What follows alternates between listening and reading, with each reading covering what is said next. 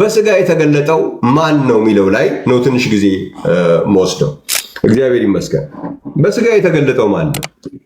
መጽሐፍ ቅዱስ ምን ይላል? በስጋ ስለተገለጠው ምን ይላል? መጽሐፍ ቅዱሳችንን እዚህ የምትከታተሉ ሰዎች ጥቅሶቹን መጻፍ ትችላላችሁ። ልክ ያልሆነ ነገር ካለ ደግሞ የጥያቄ ሰዓት ሰጣችሁ ወጣችሁ መጠየቅ ትችላላችሁ፣ ማረምም ትችላላችሁ። እንደ እግዚአብሔር ቃል ያልሆነ ነገር የተነገረ ነገር ካለ በመጽሐፍ ቅዱስ ውስጥ በስጋ ተገለጠ ተብሎ የተነገረው አንድ ጊዜ ብቻ ነው። ይህንንም ስሙ በደንብ። በስጋ የተገለጠ ሚል የለም ብሏል ብላችሁ ዝም ብላችሁ እንደዚህ ያደረጋችሁ ጊዜ አትፍጁ። አጥንቼ አንብቤ አይቼ ነው የምነግራችሁ። ይሄ የለም የሚል ሰው ካለ ደግሞ ወጥቶ ሊነግረኝ ይችላል። በስጋ ተገለጠ የሚል አንድ ጊዜ ተቀምጦ ከዛ ውጪ መጣ፣ ተገለጠ የሚሉ ቃላቶች አሉ። እነዚህ መጣ ተገለጠ የሚሉ ቃላቶች ለምሳሌ አንዳንዶቹን ላንብብላችሁ። የግድ መጣ ተገለጠ የሚባል ቦታ ላይ በሙሉ ስጋ እየጨመራችሁ ያልተጻፈ ነገር ማንበብ የለብንም። በጣም በጥንቃቄ ከዚህ በፊትም እንዳልኩት በጣም በጥንቃቄ ተቀምጧል በእግዚአብሔር ቃል ላይ። ስለዚህ ያልተጻፈን አትጨምሩበት፣ ከተጻፈው አትለፍ ይላል መጽሐፍ ቅዱስ። እንዳይዘልፍህ ሐሰተኛም እንዳትሆን በቃሉ አንዳች አትጨምር ነው የሚለው ምሳሌ መጽሐፍ ምዕራፍ 30 ቁጥር 5 እና 6። በቃሉ አንዳች አትጨምር።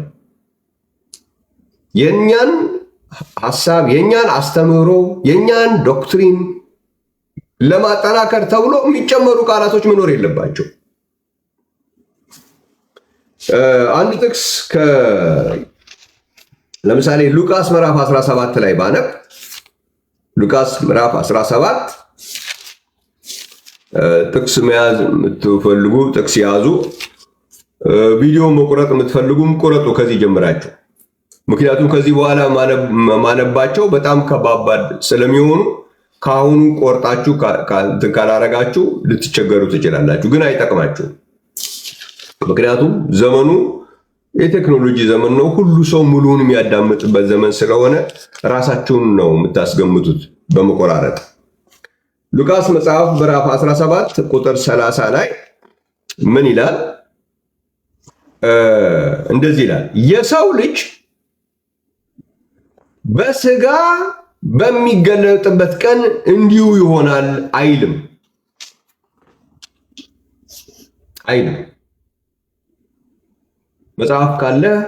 መጽሐፍ ካለሽ እህቴ መጽሐፉን ከፍታችሁ ተመልከቱ።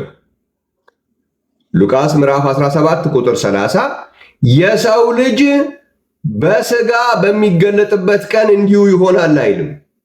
የሰው ልጅ በሚገለጥበት ቀን ነው የሚለው። የሰው ልጅ ካለ መልሶ የሰው ልጅ በስጋ በሚገለጥበት የሚል ነገር ሊባል አይችልም፣ አልተባለም መጽሐፍ ቅዱስ ላይ። የሰው ልጅ ካለ በሚገለጥበት ጊዜ ነው የሚለው፣ ወይም ደግሞ የሰው ልጅ ካለ መጣ ነው የሚለው። ለምሳሌ የቱን ልውሰዳችሁ? ማቴዎስ ምዕራፍ 11 ላይ ልውሰዳችሁ። ማቴዎስ ወንጌል ምዕራፍ 11 ማቴዎስ ምዕራፍ 11 ቁጥር 19 ላይ የሰው ልጅ እየበላና እየጠጣ በስጋ መጣ አይልም። የሰው ልጅ መጣ ነው እንጂ የሰው ልጅ በስጋ መጣ አይልም። እንዲው የሰው ልጅ 40 አሳይሃለሁ። ምንድን ነው የምታሳየኝ? የሰው ልጅ መጣ ሚል 40 አሳያ። እኔ መች ጠየቅኩ? የሰው ልጅ መጣ ሚል እኮ አይደለም የጠየቁ። የሰው ልጅ በስጋ መጣ ሚል ግን አይልም። የሰው ልጅ ሲል አልቋል። እዛ ጋር ስጋ ሳይኖረው የሰው ልጅ አልተባለማ። ስጋ የሌለውን ነገር እኮ አይደለም የሰው ልጅ የተባለው፣ ስጋ አለው። ስለዚህ ስጋ በስጋ መጣ መባል አይሆንም። በጥንቃቄ እንደተጻፈ በጥንቃቄ ማንበብ እንዴት ይከብዳል!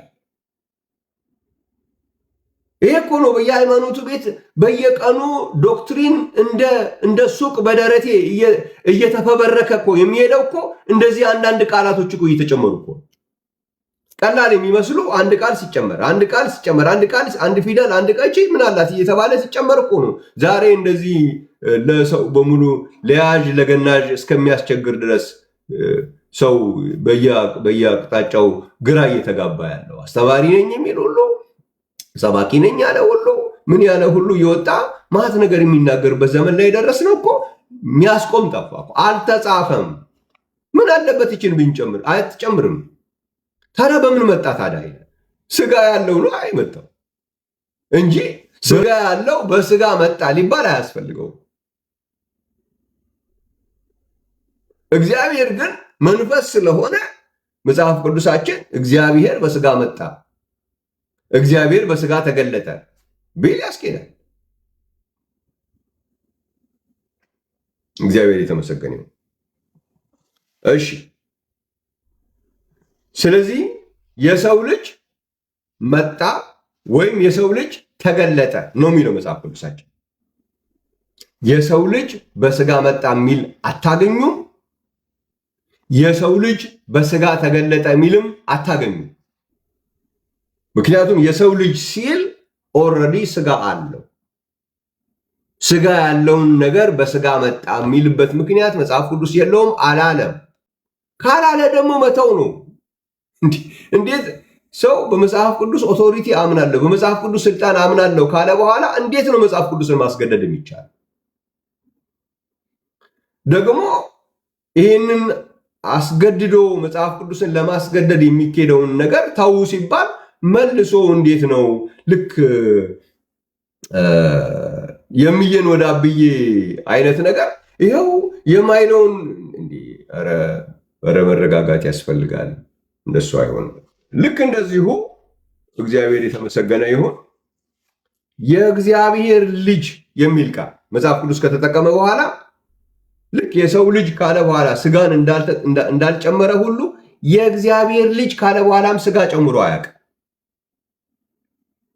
የእግዚአብሔር ልጅ የሚል ቃል ከተጠቀመ በኋላ በስጋ መጣምም አይልም።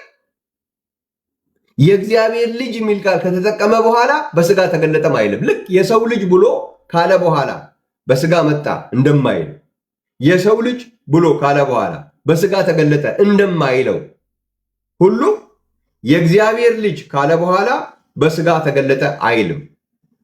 ለአንብበው ምን እንደሚል እናንብበው። አንደኛ ዮሐንስ ምዕራፍ 3 ላይ ተገለጠ የሚለው ቃል ከእግዚአብሔር ልጅ ጋር ተያይዞ ያለበትን አንደኛ ዮሐንስ ምዕራፍ 3ን ላንብብላችሁ። አንደኛ ዮሐንስ ምዕራፍ 3 ላይ ምን ይላል? ቁጥር 8 ላይ ኃጢአትን የሚያደርግ ከዲያብሎስ ነው፣ ዲያብሎስ ከመጀመሪያ ኃጢአትን ያደርጋልና፣ ስለዚህ የዲያብሎስን ሥራ እንዲያፈርስ የእግዚአብሔር ልጅ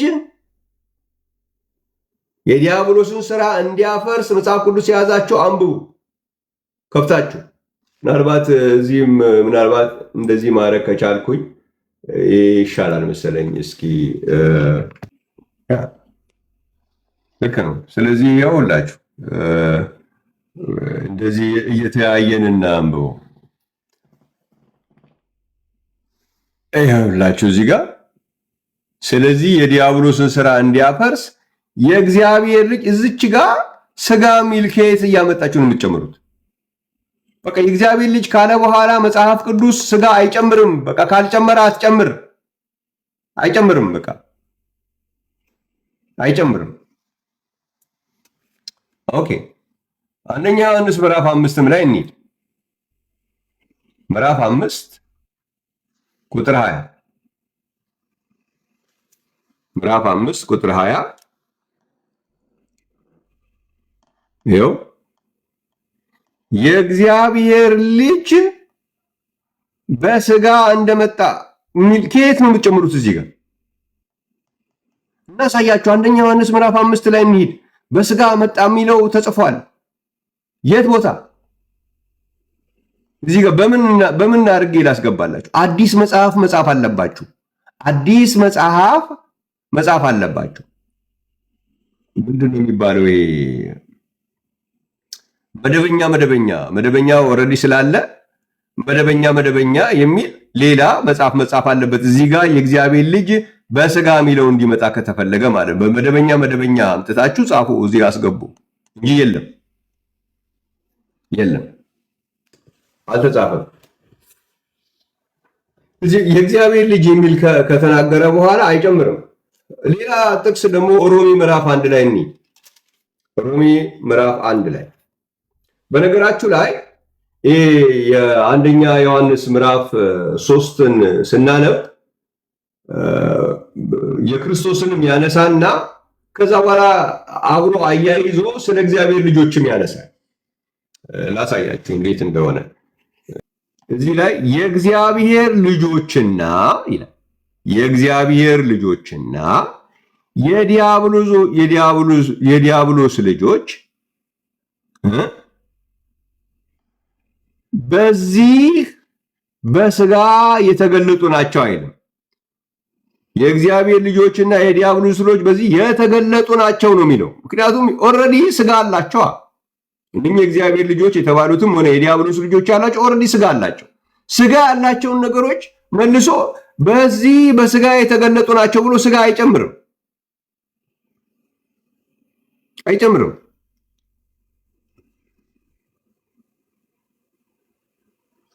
እግዚአብሔር ይመስገን። ቅድም ያነበብነውንም የሉቃስንም ስናነብ አይታችኋል። ግን አሁን እንደዚህ እያየነው ላድርገውና ያው እግዚአብሔር የተመሰገነ ይሁን። ሉቃስ 17 ቁጥር 30 ላይ ያለው ይኸው ሳነበው ያላያችሁ እዚህ ጋር የሰው ልጅ በስጋ በሚገለጥበት ቀን እንዲሁ ይሆናል አይልም። የሰው ልጅ ካለ በኋላ ስጋ አይጨመርም። እዚህ ጋር አይጨመርም። ኦልሬዲ የሰው ልጅ ሲል ስጋ አለዋ። ስለዚህ እዚህ ጋር ስጋ የለም። የሰው ልጅ በስጋ በሚገለጥበት እያላችሁ የምትጨምሩ ከየት እንዳመጣችሁት አናቅምኝ። አልተጻፈም። የሰው ልጅ ካለ በኋላ ስጋ አይጨምርም። ቀጥታ የሰው ልጅ ካለ በኋላ በሚገለጥበት ብሎ ነው የሚቀጥለው መጽሐፍ ቅዱስ። አይጨመርም። ማቴዎስ ወንጌል ምዕራፍ 11 ያነበብኩላችሁንም ልናየው እንችላለን። ማቴዎስ 11 ቁጥር 19 እዚህ ጋም የሰው ልጅ ይላል 19 የሰው ልጅ እየበላና እየጠጣ በስጋ መጣ አይልም። ስጋ እዚህ ጋር አይጨመርም። በቃ መጣ ብለህ ነው የምትቀጥለው። በቃ ምክንያቱም ኦልሬዲ የሰው ልጅ ስትል የሚበላ የሚጠጣ ኦልሬዲ ስጋ አለው። እዚህ ኦልሬዲ ስጋ ያለውን የሰው ልጅ መልሰ መጣ የሚለው ጋር እዚህ ጋር በስጋ መጣ የሚባል አይጨመርም። የለም። እግዚአብሔር የተመሰገነ ይሁን። ሮሜ መጽሐፍ ምዕራፍ 1 ላይ ሮሜ ምዕራፍ 1 ላይ እዛ ጋም እኮ በስጋ ተገለጠ ልጁ ይላል አይልም። እንደዛ አይልም። እስኪ እናንብበው። ሮሜ ምዕራፍ 1 ቁጥር 3 ላይ ይህም ወንጌል በስጋ ከዳዊት ዘር ስለተወለደ፣ ስለዚህ በስጋ የተወለደው ከየት ነው? ከዳዊት ዘር ነው። እንደ ቅድስና መንፈስ ግን ከሙታን መነሳት የተነሳ። ይሄ በስጋ ሲወለድ አይደለም፣ ሲነሳ እንዴት ነው የተነሳው? በኃይል። ለምንድን ነው ሲነሳ በኃይል የተባለው? ሲሞት ወይም ሲሰቀል በድካም ነው የተሰቀለው። ምን ማስረጃ አለን? አንዴ ልውሰዳችሁ፣ እዛ ጋር እንመለሳለን። እዚህ ላይ ሁለተኛ ቆሮንቶስ ምዕራፍ 13 ቁጥር 4 ላይ ሲሰቀል በምን ተሰቅሏል ነው የሚለው? እዚህ በድካም ተሰቅሏልና። ሲሰቀል በድካም ነው፣ ነገር ግን በእግዚአብሔር ኃይል በሕይወት ይኖራል። ስለዚህ ሲሰቀል በድካም ነው የተሰቀለው፣ ሲነሳ በኃይል ነው የተነሳው። ስለዚህ ሮሜ ምን ይላል? ሮሜ ምዕራፍ 1 ቁጥር 3 በድካም ተሰቅሏልና አሁንስ ምን ሆነ ነው የሚለው? ይህም ወንጌል በስጋ ከዳዊት ዘር ስለተወለደ እንደ ቅድስና መንፈስ ግን ከሙታን መነሳት በኃይል ከሙታን እንዴት ነው የተነሳው? በኃይል መነሳት በኃይል ከሙታን መነሳት የተነሳ በኃይል የእግዚአብሔር ልጅ ሆኖ በስጋ ስለተገለጠ አይልም። ስጋ እዚህ ጋር አይጨምርም። ኦልሬዲ የእግዚአብሔር ልጅ ሲባል ስጋ አለው። ኦልሬዲ ከሙታን ተነሳ ሲባል ስጋ አለው።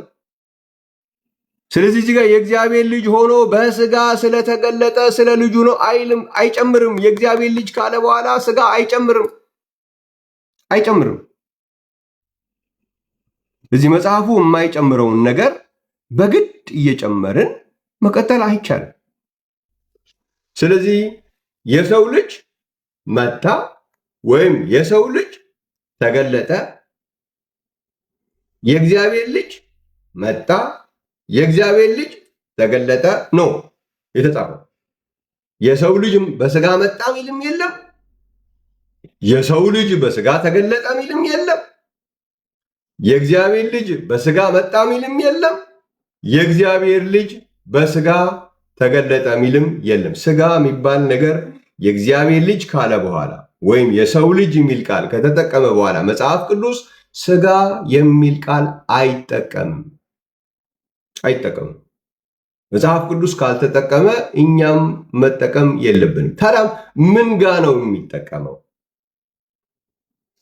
እግዚአብሔር የተመሰገነ ይሁን። ስም ከተጠቀመ ለምሳሌ ኢየሱስ ክርስቶስ ካለ ተገለጠን ማለት ነው። ተገለጠን በስጋ ተገለጠን የሚጠቀመው አንድ ቦታ ነው። እሱን አሳያቸዋል። በስጋ መጣ የሚለውን ቃል መጽሐፍ ቅዱስ ስም ከተጠቀመ ይጠቀማል።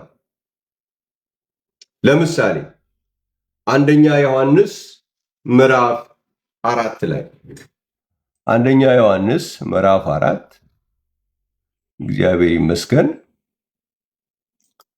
መጽሐፍ ቅዱስ የያዛችሁ ሰዎች ልትከፍቱ ትችላላችሁ። ያው እዚች ላይ ቁጥር 3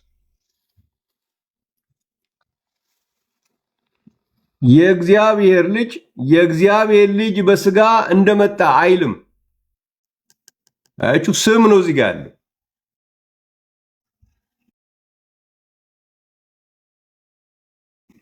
የኢየሱስ ክርስቶስ በስጋ እንደመጣ ነው የሚለው። የተጠየቀው የሰው ልጅ ወይም የእግዚአብሔር ልጅ ብሎ መጽሐፍ ቅዱስ ካለ ግን ስጋ የሚባለው የእግዚአብሔር ልጅ ስትል ኦልሬዲ ስጋ አለው። ከአንቺ የሚወለደው ነው ቅዱሱ የእግዚአብሔር ልጅ ይባላል የተባለው። ስለዚህ የተወለደው ስጋ ያለው ነው የተወለደው። ስለዚህ የተወለደው የእግዚአብሔር ልጅ ነው። እዚህ ጋር ኢየሱስ ክርስቶስ ነው የሚለው ስም ነው። ሌላ ቦታ ላይ ስም ሲጠቀስ የሚባልበት ደግሞ ላሳያችሁ። ሮሜ መጽሐፍ ምዕራፍ 8 ላይ ሮሜ ምዕራፍ 8 ክርስቶስ የሚለው ስም ይመጣል እዛ ጋር። ሮሜ ምዕራፍ 9 ይቅርታ፣ ሮሜ ምዕራፍ 9 ቁጥር 5 ላይ ኦኬ፣ አባቶች ለእነሱ ናቸውና ከእነርሱም የእግዚአብሔር ልጅ ወይም የሰው ልጅ አይልም። የሰው ልጅ የሚል ካለ በኋላ ስጋ አይጠቀምም። የእግዚአብሔር ልጅ የሚል ቃል ከተጠቀመ በኋላ ስጋ አይጠቀምም። መጽሐፍ ቅዱስ ክርስቶስ በስጋ መጣ ነው የሚል። የእግዚአብሔር ልጅ የሚል ቃል እዚህ ጋር ግን የሚጠቀምባቸው ቦታዎች በሙሉ ስጋ አይመጣም። የሰው ልጅ ያለበት ቦታ ሁሉ ላይ ስጋ አይመጣም። ስም ግን ከተጠቀመ ክርስቶስ የሚለውን ስም ወይም ደግሞ ኢየሱስ ክርስቶስ የሚለውን ስም ከተጠቀመ ግን በስጋ መጣ የሚለውን ቃል ይጠቀማል። ያውም ተገለጠን አይጠቀምም። ስምም ሲጠቀም ተገለጠን አይጠቀምም መጽሐፍ ቅዱስ። እግዚአብሔር ይመስገን። ክርስቶስ የሚለውንም ተጠቅሞ ወይም ኢየሱስ ክርስቶስ የሚለውንም ሲጠቀም ተገለጠ የሚለውን ቃል አይጠቀምም። በስጋ ተገለጠ የሚለውን ቃል የሚጠቀመው አንድ ቦታ ላይ ብቻ ነው። ስለዚህ ዝም ብሎ ሁሉ ቦታ ላይ ይሄ እየተኬደ እዚህ ጋር ይላል እዛ ጋር ይላል የሚባል ነገር ትክክል አይሆንም። በስጋ ተገለጠ የሚለውን መጽሐፍ ቅዱስ የሚጠቀም አሁንም በደንብ ስሙ። በስጋ መጣ የሚለውን አይደለም ያልኩት። በስጋ ተገለጠ የሚለውን የሚጠቀመው አንድ ቦታ ላይ ብቻ። አይ ከዛ ውጪ ሌላ ቦታ ላይ አለ የምትል ሰው ካለ 40 የምትሉ ሰዎች 40 አይደለም 2 ማሳየት ስለማትችሉ እዚህ ነው ማሳየት ያለባቸው። አሁን እዚህ ያለ አድርሱልኝ የምትሉት ነገር አይጠቅምም።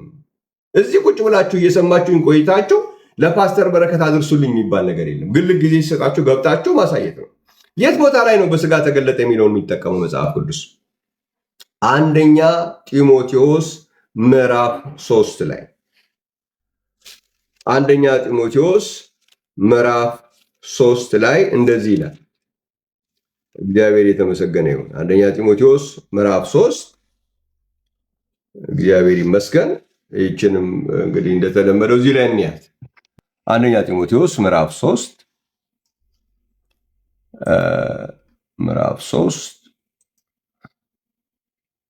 ቁጥር 16 ላይ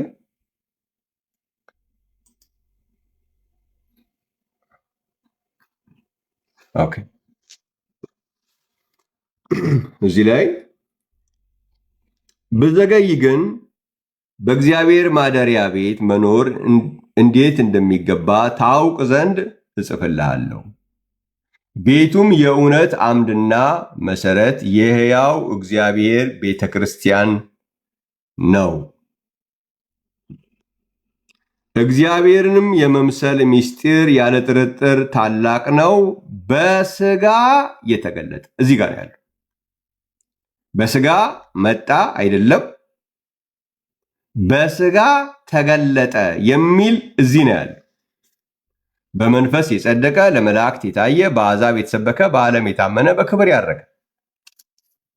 ከዚህ ቦታ ውጪ በስጋ ተገለጠ የሚል ቃል መጽሐፍ ቅዱስ ውስጥ ሌላ ቦታ የለም። እንደዚህ የምትሉ ሰዎች ሂዱ። አሁን እንዲህ የምትሉኝ ሰዎች አሁኑና በስጋ ተገለጠ የሚል ቃል ከዚህ ቦታ ውጪ መጽሐፍ ቅዱስ ውስጥ ሌላ ቦታ ላይ አግኝተናል የምትሉ አሳዩኝ። በስጋ ተገለጠ። የምናገረውን ነገር በደንብ ስሙ መጀመሪያ። እንደዛ እንደ ቤተ መቅደሱ ግንቡን ሲያፈርሰው አንስቼ አፈርሰዋለሁ ብሏል ምናምን እየተባለ ሌላ በዛ በኢየሱስ ዘመን ሲሰራ የነበረውን ድራማ አሁን እዚህ አትስሩ። በስጋ ተገለጠ የሚል የለም ነው ያልኩት እንጂ ሄዳችሁ በስጋ መጣ የሚል ቃል አለ፣ ይኸው በስጋ መጣ የሚል እኮ እዚህ ጋር አግኝተናል ብላችሁ ብታነቡ፣ በስጋ ተገለጠ የሚል ቃል ያለው አንደኛ ጢሞቴዎስ ምዕራፍ 3 ቁጥር 16 ላይ ብቻና ብቻ ነው ብያለሁ። ቆይ እንገራችሁ። አንድ ፓስተር በረከት የሚባል ይኸው ማዕት 40 እናሳየዋለን በስጋ ተገለጠ የሚል 40 አይደለም ግማሽ አታሳየኝም። ከአንድ ቦታ ውጪ ሌላ ቦታ የለም። በቃ ይህንን አንብቤ አይቼ አገላብጬ የተጠነቀቀ ነገር ነው የተናገርኩት። ይህን ነገር ግን አይ አይደለም በስጋ ተገለጠ የሚለው በሌላ ቦታ ላይም አለ፣ አምጣውና እናየዋለን።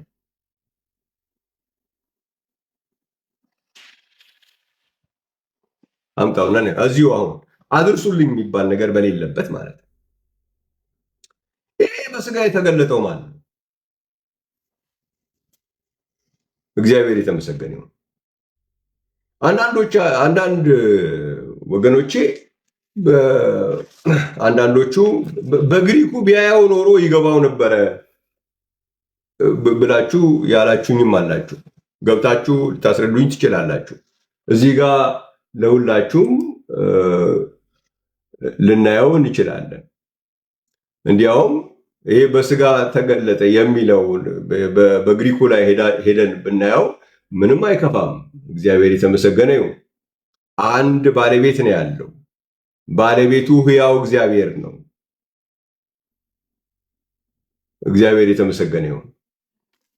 ያው ይሄ በደንብ አልተጠናም የምትሉኝ ሰዎች ነው።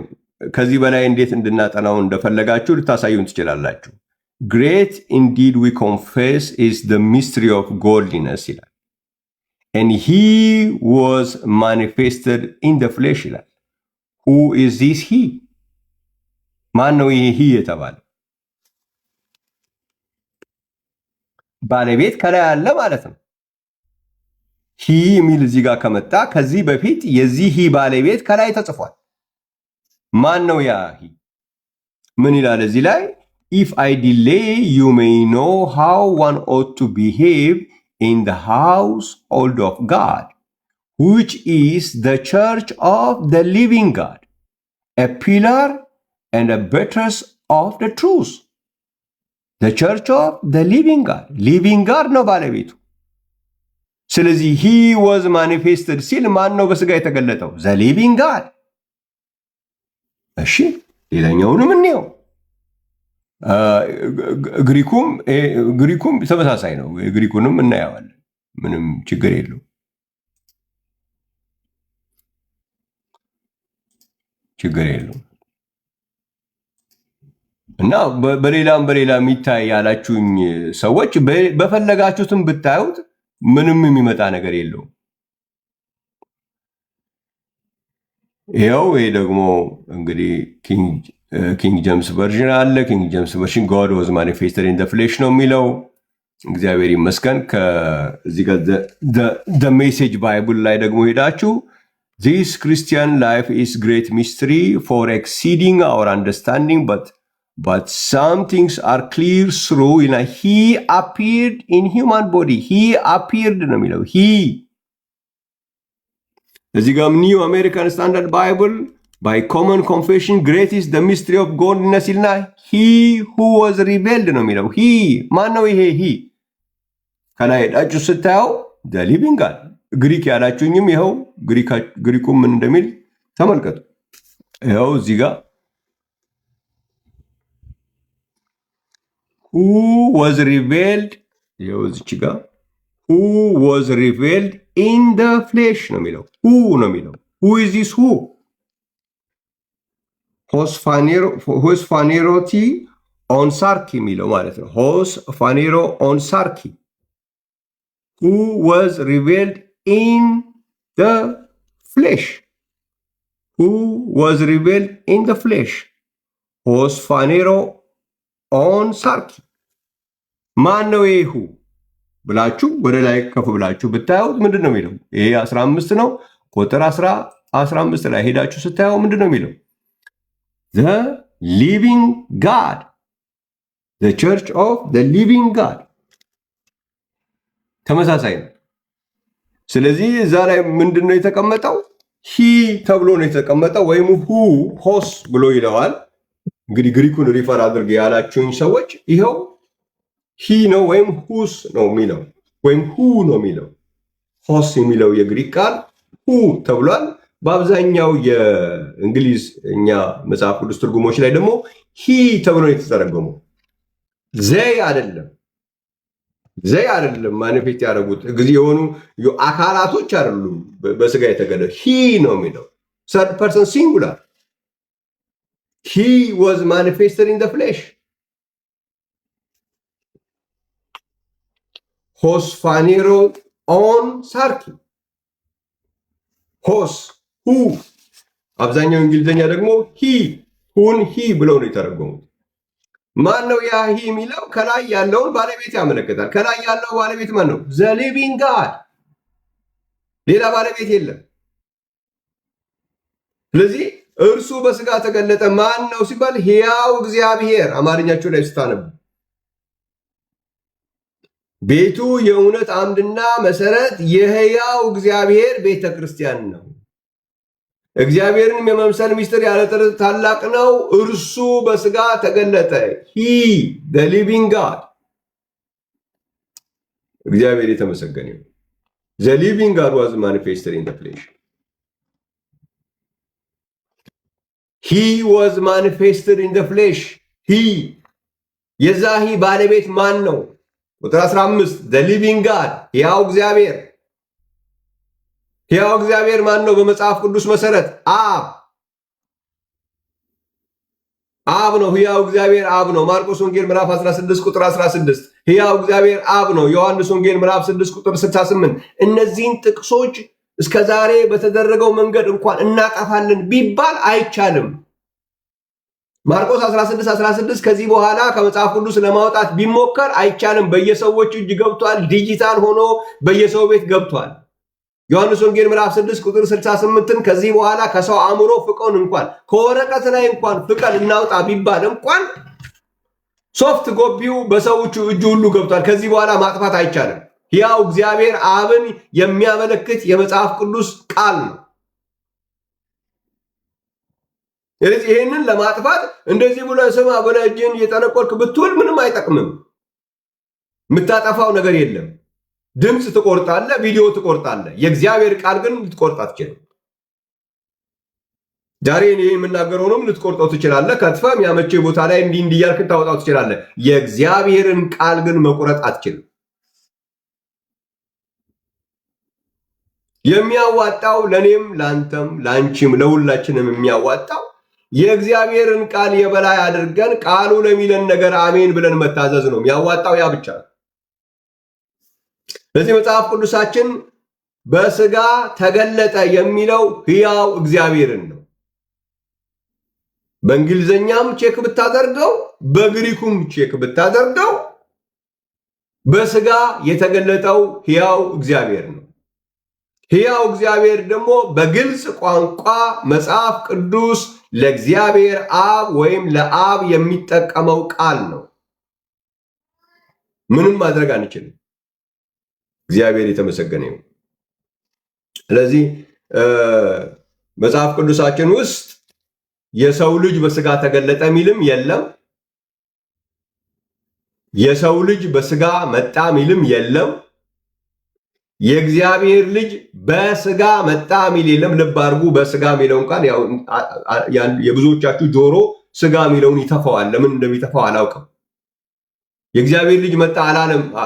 የእግዚአብሔር ልጅ መጣ አይልም እያላችሁ ነው በሙሉ ቪዲዮአቸው ላይ የምሰማው።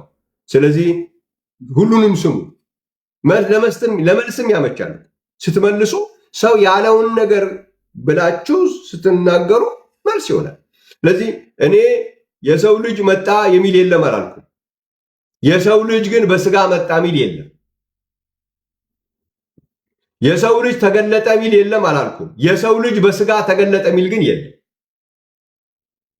የእግዚአብሔር ልጅ መጣ ሚል የለም አላልኩም። የእግዚአብሔር ልጅ በስጋ መጣ ሚል ግን የለም። የእግዚአብሔር ልጅ ተገለጠ ሚል የለም አላልኩም። የእግዚአብሔር ልጅ በስጋ ተገለጠ ሚል ግን የለም። በስጋ ተገለጠ የሚል ቃል መጽሐፍ ቅዱስ ውስጥ ያለው አንድ ቦታ ብቻ ነው። አንድ ቦታ። ሁለተኛ ቦታ፣ ሶስተኛ ቦታ ካያችሁ ማምጣት ትችላላችሁ። ያልኩት አሁንም በስጋ መጣ የሚል ሌላ ቦታ የለም አይደለም። በስጋ ተገለጠ የሚል ቃል መጽሐፍ ቅዱስ የሚጠቀመው አንድ ቦታ ብቻ፣ እሱም አንደኛ ጢሞቴዎስ ምዕራፍ 3 ቁጥር 16 ነው። እሱንም የሚጠቀመው ለሕያው እግዚአብሔር ነው። ሂ ዋዝ ማኒፌስትድ ይላል። ሂ ለሚለው ባለቤት ተብሎ በመጽሐፉ ላይ ያለው ዘ ሊቪንግ ጋድ ነው። እንግሊዝኛውንም ቼክ አድርገናል አብረን፣ ግሪኩንም አብረን ቼክ አድርገናል። ባለቤቱ ዘ ሊቪንግ ጋድ፣ እግዚአብሔር የተመሰገነ ይሁን። ቴዎ ዞዶስ ይለዋል። ዘ ሊቪንግ ጋድ የሚለውን ቴዎ ዞዶስ ብሎ ነው ያስቀመጠው። ስለዚህ ባለቤቱ የሆስ የሚለው ሁ ለሚለው ቃል ወይኛ ፕሮናውን ለምንለው ባለቤት ተብሎ የተቀመጠው ዘ ሊቪንግ ጋድ ነው በእንግሊዝኛው ላይ። ግሪኩ ላይ ደግሞ ቴዎ ዞዶስ ይል ብሎ አስቀምጧል። ይህንን ቼክ አድርገናል። ይህን ቼክ አድርጋችሁ አይ እንደዛ አይደለም የሚል የምትሉ ሰዎች አድርሱልኝ። አይደለም አሁን እድል ሰጣችኋለሁ፣ ገብታችሁ ማሳየት ትችላላችሁ። እግዚአብሔር የተመሰገነ ይሁን። ስለዚህ በስጋ የተገለጠው ሕያው እግዚአብሔር ነው። ሕያው እግዚአብሔር ደግሞ መጽሐፍ ቅዱስ ለእግዚአብሔር አብ የሚጠቀመው ቃል መሆኑን በማቴዎስ ወንጌል ምዕራፍ 16 ቁጥር 16 ላይ፣ በዮሐንስ ወንጌል ምዕራፍ 6 ቁጥር 68 ላይ በግልጽ እንግዲህ አይተናል ማለት ነው። እግዚአብሔርን ስለዚህ እናመሰግናለን። በስጋ የተገለጠውን አምላክ እናመልካለን።